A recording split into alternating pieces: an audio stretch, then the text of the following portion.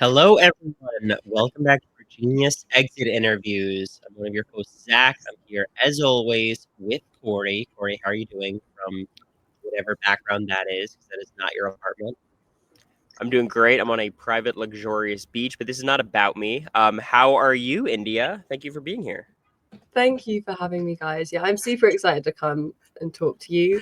Obviously after essentially being kicked out, getting myself eliminated. I'm excited to come and kind of share my Uh, thoughts. well, well, we were both super sad to see you go. You were one of our winner picks going into the season, and I think you definitely proved us right throughout. I believe you walked away with at least tied for the most main match wins, right? Super impressive. Loved watching you play, and now we're excited to kind of hear more about it. I guess my first question, as it is with everyone, is how'd you get involved with the show? Had you seen any of the previous versions of it? And yeah, how did you end up here right now? Yeah, absolutely.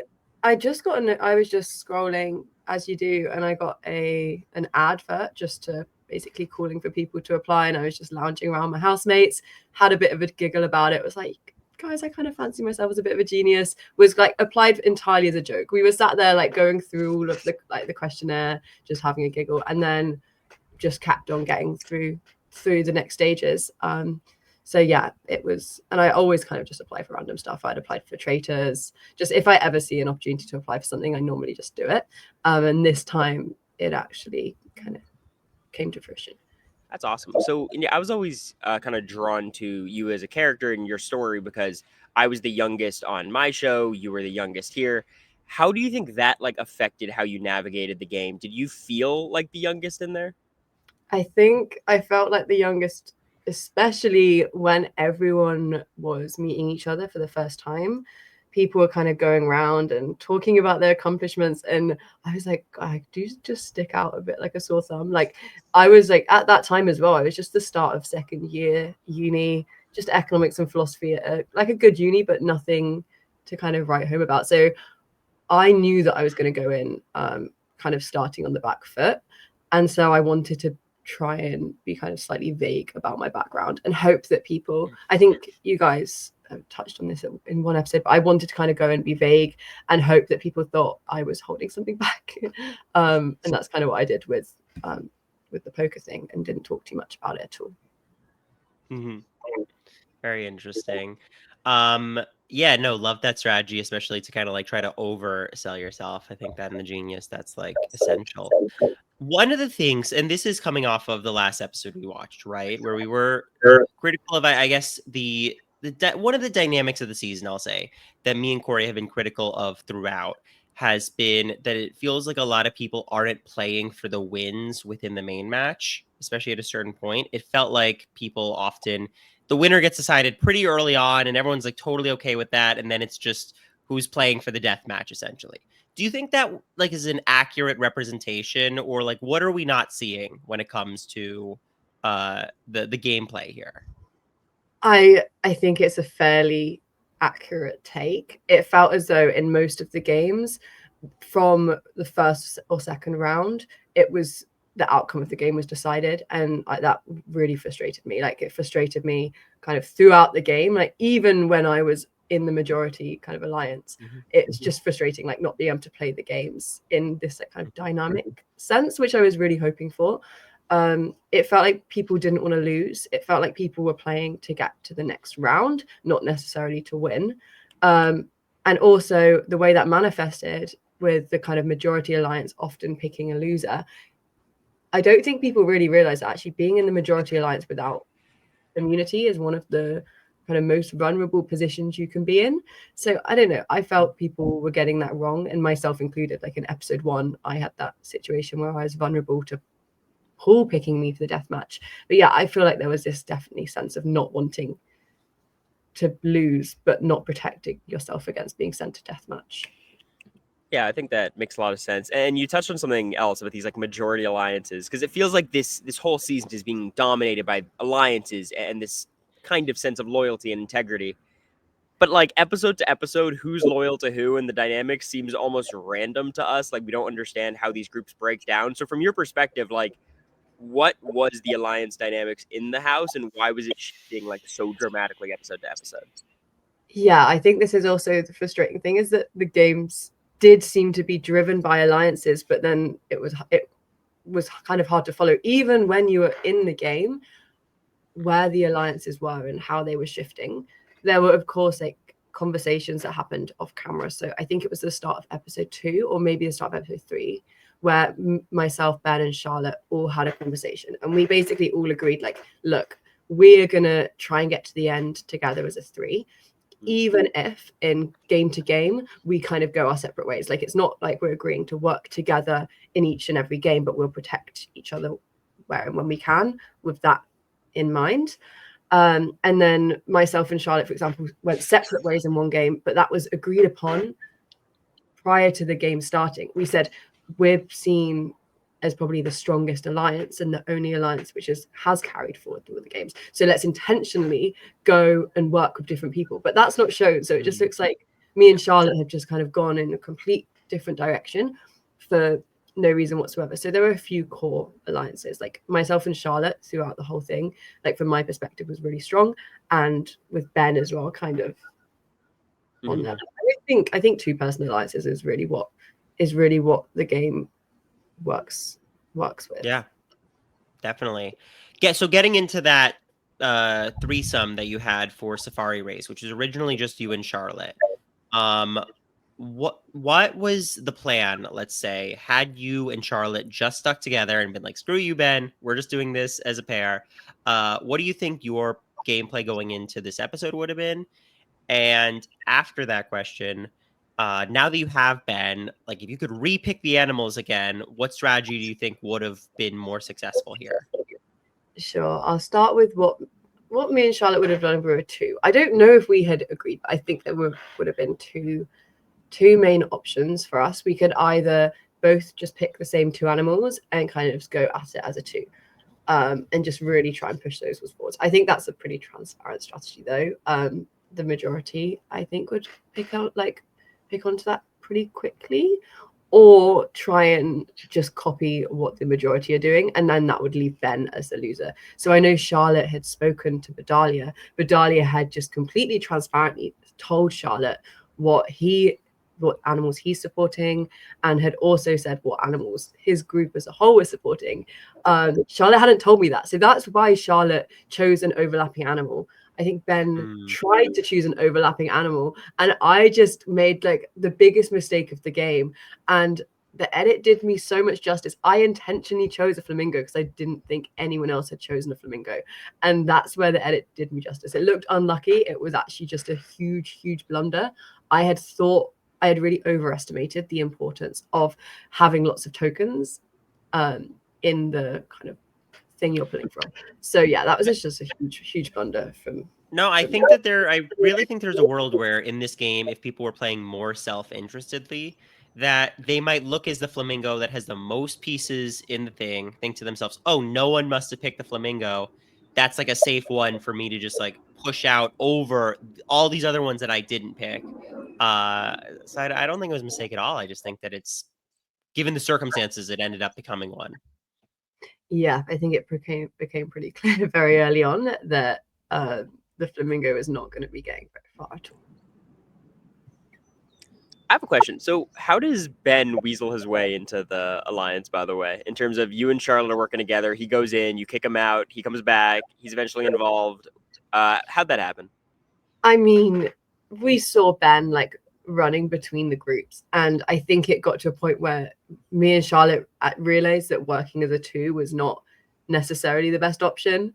It would probably be in all of our best interests, and also in our interest of keeping, I guess, that alliance like alive and healthy, to just let Ben come in. And yeah, and then we tried to devise a strategy of 3, and I think messed up again. I think we should have just had supported 2 animals between the 3 of us. But yeah, I think it could have worked better. We made a lot of mistakes, I think, in that group and in that game. Yeah. So we saw in that episode, Ken was really the puppet master of the other alliance, and he specifically chose the other people that he wanted to work with. And then basically a conversation comes up that he picked the naive players to play with. First of all, do you think, what was your relationship like with Ken like at this point? And two, do you think that was an intentional play by Ken to choose like the players that he considered weaker? Or do you think that was just happenstance? So in terms of my relationship with Ken, it was like we had a few fleeting moments where we'd helped each other, like, or wanted to work together in Codebreakers. We were like the two people who really wanted to try and solve the word.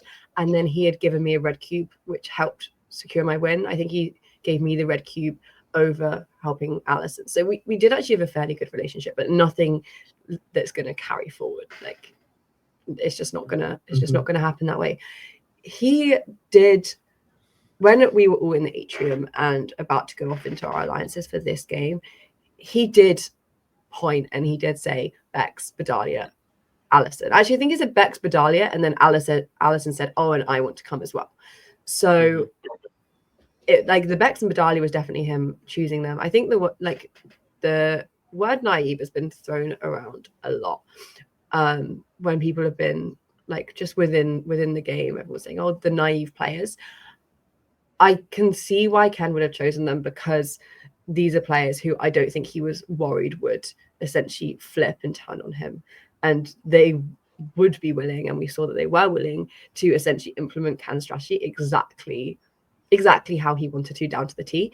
I think maybe Ken thought he could potentially bring in Charlotte, but Charlotte could, towards the end of the race, start blocking his animals if she knew what they were. But I don't think he had those same doubts with the people who ended up being on his alliance. So I think there was probably some level of intent with how he chose his alliance, just based on how much he believed they'd cooperate. And I think we saw that he's probably right to choose those people, because we saw Ben and Charlotte, I think, blocking some of my moves, which I had missed. I was like, in that game, I was just like in over my head. I just was kind of clocked out because I just had kind of resigned myself to losing, which was a really bad mindset to be in.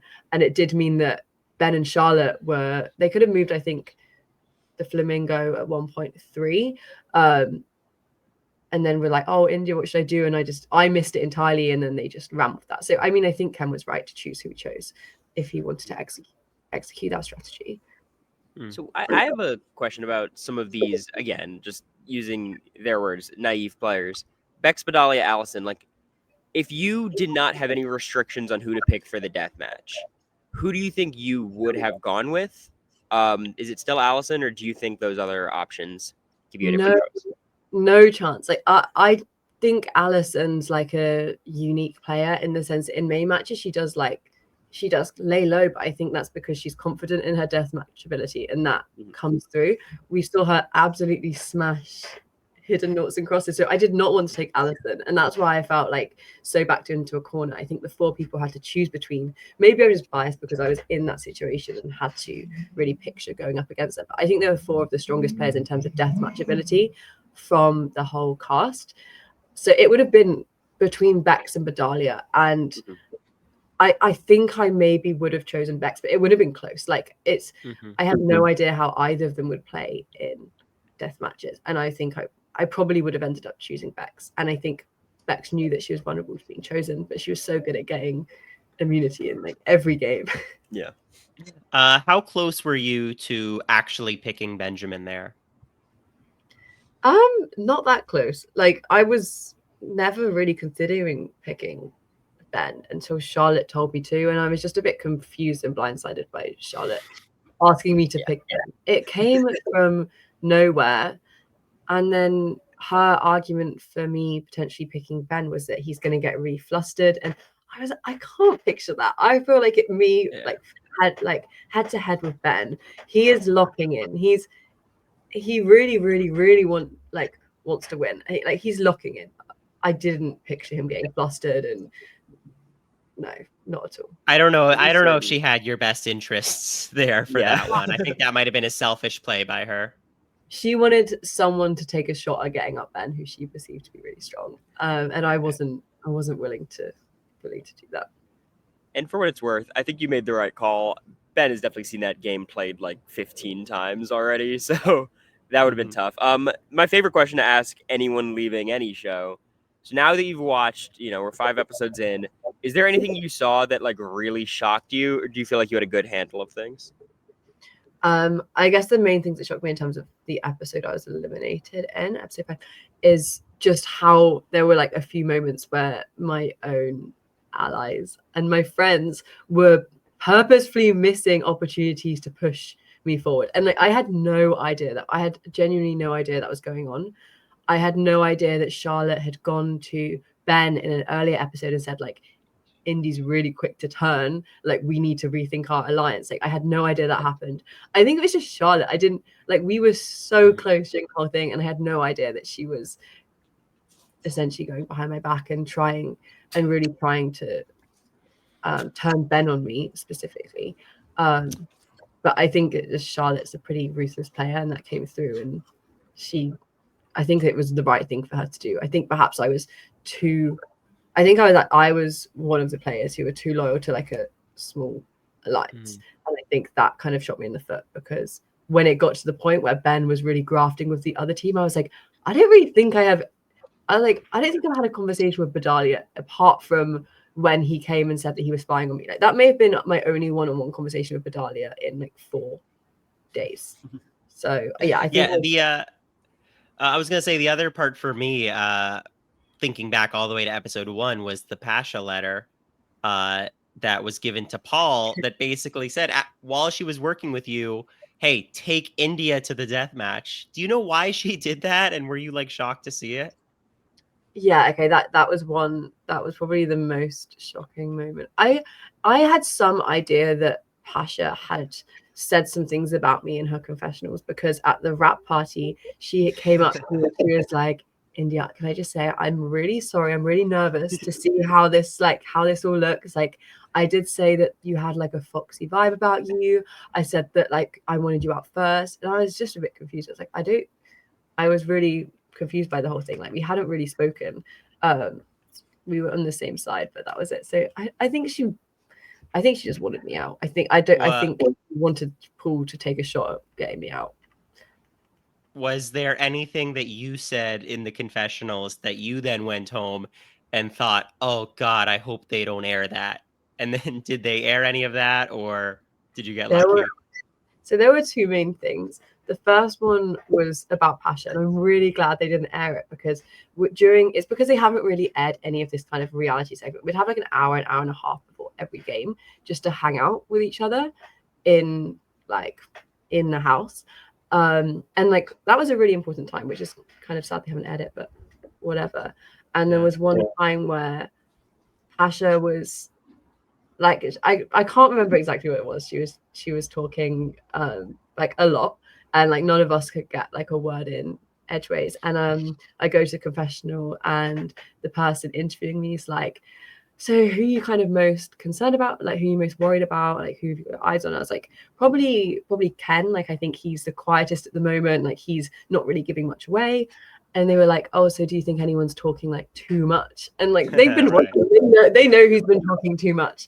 So I knew that she was pushing me to say Pasha. And I was like, just like rolled my eyes at her, and I was like, are you actually gonna get me to do this?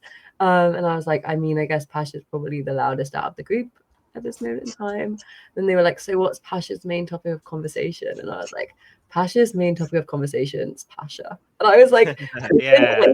I was like, it just looks catty.